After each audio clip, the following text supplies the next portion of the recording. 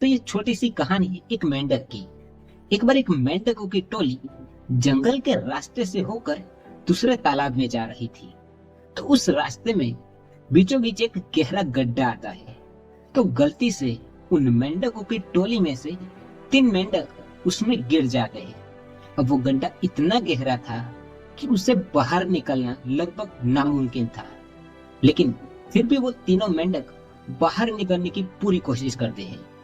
अब बाकी के बच्चे ऊपर के मेंढक उनसे ये कहते हैं कि अब तुम यहाँ से नहीं निकल सकते, यही तुम्हारा घर है और अब तुम्हें यही रहना है।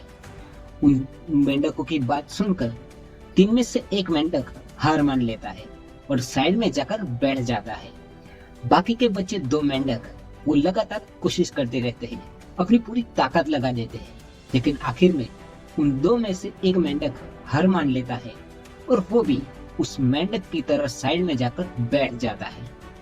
अब बाकी बचा एक मेंढक वो कोशिश करता रहता है, छलांग लगाता रहता है।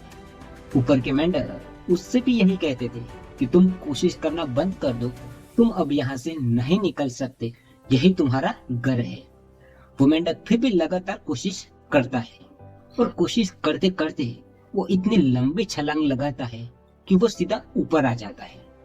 अब ऊपर के जो मेंढक थे वो सोचते हैं कि इसने किया तो किया कैसे। तब उस मेंढक से पूछा गया, तब उनको पता चला कि ये मेंढक तो बहरा है। जब ये लोग ये कह रहे थे कि तुम बाहर नहीं निकल सकते, तो उससे ऐसा लगा कि तुम कोशिश करो बाहर निकल सकते हो, और कोशिश करते करते वो बाहर आ गया। दोस्तों, ये छोटी सी कहानी हमें ये सिखाती है कि अगर हमें जीवन में सफल होना है, कामयाब होना है, तो लोगों की बातें सुनना बंद करना पड़ेगा, बिल्कुल इस मेंढक की तरह। क्योंकि जब भी तुम कुछ करोगे तब भी लोग कहेंगे, तुम कुछ नहीं करोगे तब भी कहेंगे। वो कहते हैं ना कि सबसे बड़ा रोग क्या कहेंगे लोग, और लोगों की छोड़ो, लोगों का काम है कहना। इसलिए अगर जीवन में सफल होना है तो लोगों की बातें सुनना बंद कर दो।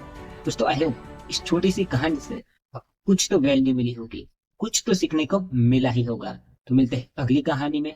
जाते वक्त इतना ही कहूंगा कि काम करो ऐसा कि लोग करना चाहे आपके जैसा। देखते रहे मेरे साथ ऐसे ही कहानी हर सोमवार और बुधवार को और शुक्रवार को।